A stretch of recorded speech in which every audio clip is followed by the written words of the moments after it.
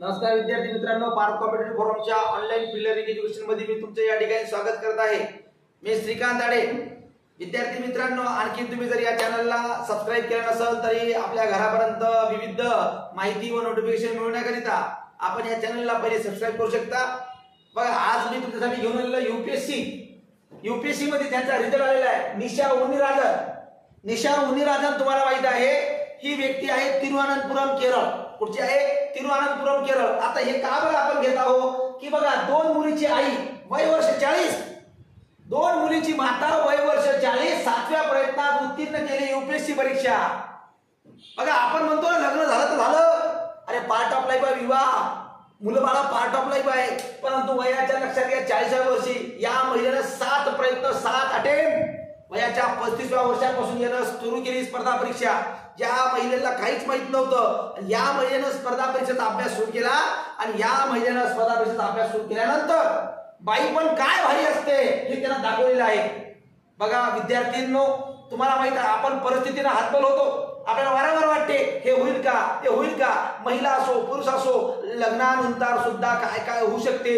श्रीकर परदेशी सांगितलं, प्रवीण परदेशी असो, बरेचसे लोक आहेत की ज्या लोकांनी तुम्हाला माहित आहे की आपल्या आयुष्याला कलाटणी दिलेली आहे आणि या ठिकाणी आयुष्याला कलाटणी देणारी ती म्हणजे काय, निशा उन्नीराजन। जे लोक म्हणतात की वय झालं, जे लोक म्हणतात आता होणार नाही, त्या सर्वांसाठी या महिलांना प्रेरणादायी स्टोरी आहे।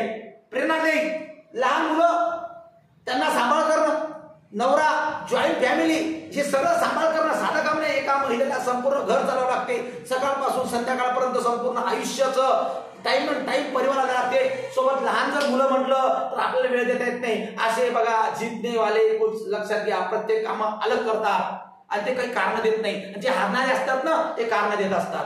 म्हणून या महिलेला माझा सॅल्यूट आहे। अरे प्रत्येकाने ही जिद्दीनं प्रेरणेनं घेतलं पाहिजे। आपण मोटिवेशन ऐकतो पण आपण काही 2 दिवस आपली हवा जाते आणि हवा फुस होते। अरे प्रत्येकाच्या मनगडात ती ताकद आहे, ते काही करू शकते रे। आणि बघा, अनकॉमन वर्क आपल्याला करायचं आहे, कॉमन वर्क तर सगळे करतात। आपला जन्म याच्यासाठी झालेला मित्रांनो, काहीतरी करण्यासाठी।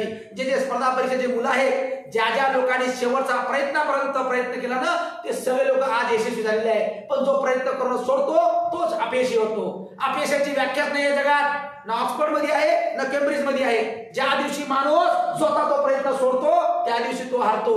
मग लक्षात घ्या, 7व्या प्रयत्नात 2 मुलीची आई आणि ती जर अधिकारी होऊ शकते तर आपण काय नाही। अरे ही महिला यूपीएससी होऊ शकते, अरे निदान आपण एमपीएससी, अरे एमपीएससी राहू द्या, एसटीएफ पीएसआय मधलं काही पद, अरे साधं चपराशी जरी झालं तर साधी गोष्ट आहे का।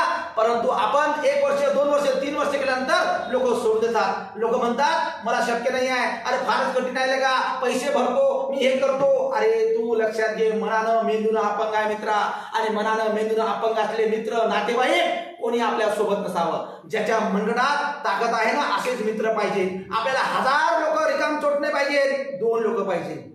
या देशात एकटा बाबासाहेब आंबेडकर संविधान देऊ शकतो, एक माणूस काय करू शकतो। देशाचा पंतप्रधान 2 होत नाही, एकच होत असते। एकच सीएम होऊ शकते राज्याचा। कप्तान बघा एकच राहतो, 11 खेळाडू असतात, पण कोणत्या खेळाडूला घ्यायचं, कोणत्या क्रमावर उतरायचं हे एका कप्तानावर डिपेंड असते।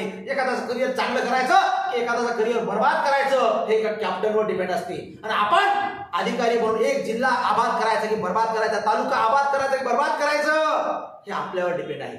म्हणून विद्यार्थ्यांनो, जो निर्णय या महिलेने घेतला, वयाच्या 35व्या वर्षी अभ्यास करायचा, घर परिवार सांभाळून, मुलं बाळ सांभाळून, नवरा सांभाळून, संयुक्त फॅमिली सांभाळून, आणि लँग्वेजचा प्रॉब्लेम होता, आणि या सगळ्या असताना सुद्धा निशा उन्नीराजन यांनी दाखवलं। आणि या महिलेला माझा सॅल्यूट आहे। आणि या सारखं तुम्ही सगळ्या लोकांनी आपल्या आयुष्यात एखादी कुठली तरी पोस्ट घ्यावी, यासाठी हा व्हिडिओ तुम्हाला पाठवलेला आहे। काहीतरी काहीतरी फरक पडतो रे डोक्यात, जरा तरी फरक पडला पाहिजे, यासाठी हे सर्वसामान्यांसाठी व्हिडिओ आहे। ओके, धन्यवाद, जय हिंद।